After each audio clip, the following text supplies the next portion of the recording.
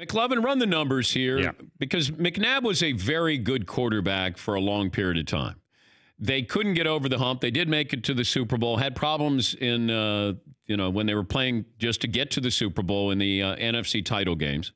What do you have for me? So Stats Inc. put together a package that kind of makes Donovan McNabb feel like a Hall of Famer. Okay. There are 3 players ever to pass for 35,000 yards and rush for 3,000 yards. It's John Elway, Donovan McNabb, and Fran Tarkenton.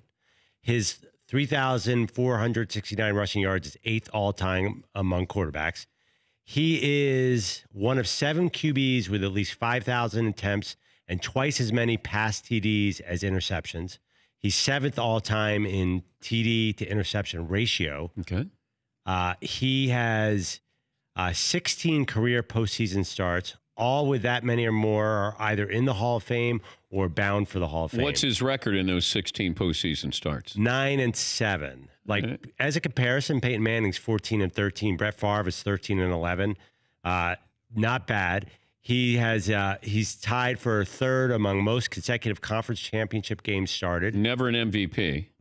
Yeah, and as he did point out, they gave us McNabb's numbers versus Aikman's numbers, and McNabb's are better, but then again, Aikman's are really low here.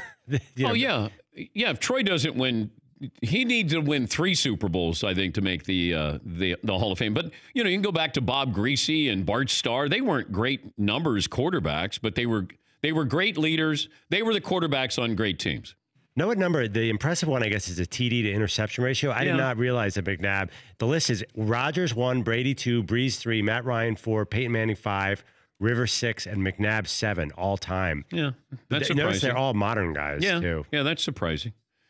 I don't have any. I'm far more lenient when it comes to the Hall of Fame.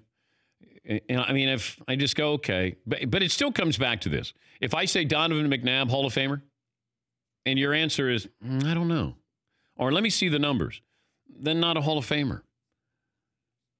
And at that position, too, it feels like you go either yes or no. I'm not sure.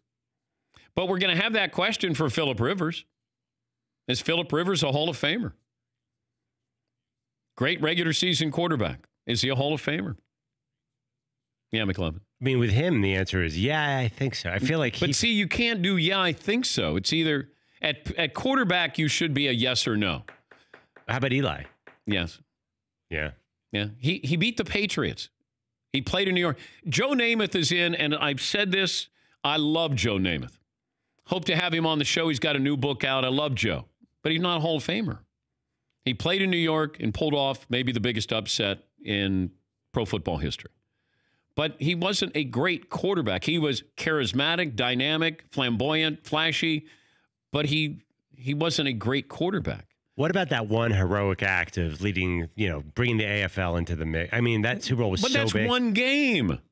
That's one moment. I've always wondered why Roger Maris wasn't a Hall of Famer if he did that. Yeah, but that was one season. That's the thing. Yes, Eden.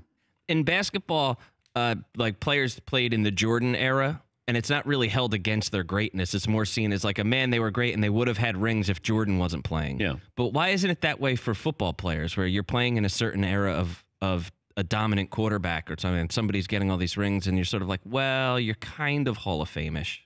But who was dominating? Because the Patriots' domination has been spread out. Like, they dominated early in the 2000s, and then they dominated later. So there was time in between for quarterbacks to win championships. But it's not like the Patriots went away in that time. They are still dominated pretty much. They just didn't win the Super Bowl every single year. But the Eagles were in the East, so they don't have to go through the Patriots until they get to a Super Bowl, and they got to the Super Bowl and then didn't beat them. Well, I mean, even more for like a guy like Phillip Rivers or something. I wasn't necessarily pinning it just on Donovan McNabb. I'm saying as a whole with the NFL.